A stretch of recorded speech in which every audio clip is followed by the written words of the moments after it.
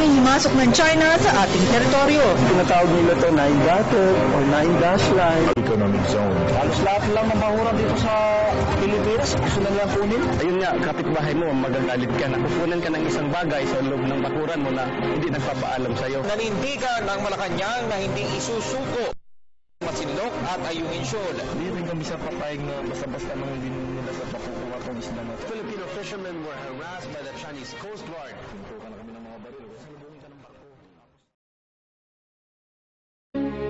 It is a disputed territory claimed by the People's Republic of China and the Philippines. The shoal's status is often discussed in conjunction with other territorial disputes in the South China Sea, such as those involving the Spratly Islands and the Paracel Islands. Since the 2012 Scarborough Shoal standoff, access to the territory has been restricted by the People's Republic of China.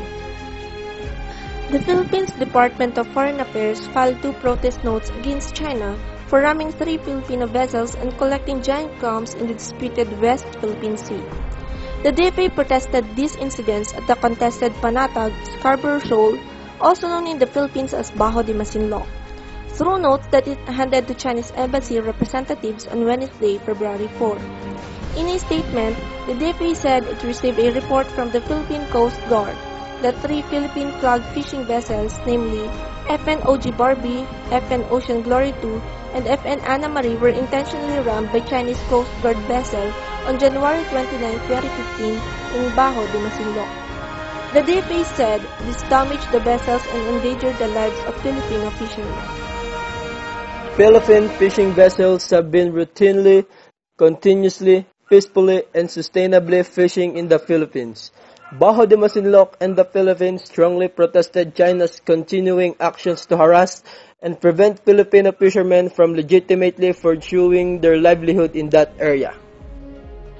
He had been driven away twice from Panatag Shoal, but fisherman Efren Montehermoso Jr. said he will continue to fish in the area.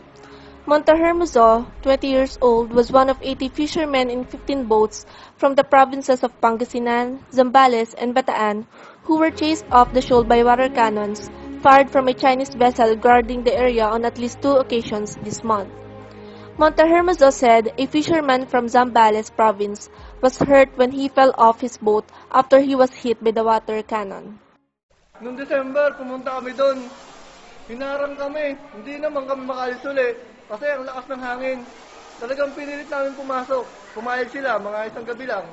Kinabukasan, pinaalis na naman kami. Ang delikado lang doon, pag tumabi ka, babanggain ka kasi kalimitan, gano'n ginagawa nila doon eh. Kahit ako, muntik nang binangga dyan eh. Iiwas na lang kami para di kami mabangga at di mapahamak. Montehermoso said, who comes from the coastal village of Cato in Infanta Town. Montehermoso said he and his left barangay Cato on April 8. After fishing in the open sea for 4 days, the group decided to head for the shoal.